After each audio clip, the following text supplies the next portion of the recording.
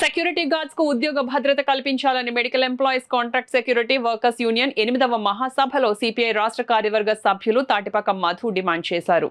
Andhra Pradesh medical contract employees and security guards workers union AITUC అనుబంధ సంఘం ఆధ్వర్యంలో కాకినాడ ప్రభుత్వ సామాన్య ఆసుపత్రిలో శుక్రవారం మధ్యాహ్నం స్థానిక యూనియన్ కార్యాలయం వద్ద 8వ మహాసభ రామయ్య అధ్యక్షతన జరిగింది.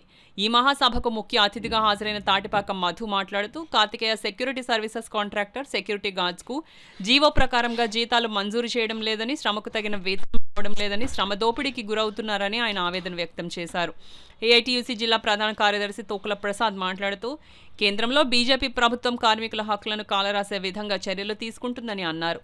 ఈ సభలో మెడికల్ ఎంప్లాయీస్ యూనియన్ రాష్ట్ర అధ్యక్షుడు స్వామిబాబు, సిటీ అధ్యక్షుడు మోహన్, యూనియన్ ప్రధాన కార్యదర్శి ఎన్ అనిల్ కుమార్, ఎం జాన్ బాబు, కాటూరి రాజు, కె వెంకటేష్, వి వెంకటరమణ, షఫీ ఖాన్, మేరా బి, రత్నం, ఎం వెంకటలక్ష్మి, ఎస్ వెంకటలక్ష్మి, రామలక్ష్మి, వి దుర్గభవాని, గీతా దుర్గభవాని తదితర సభ్యులు పాల్గొన్నారు.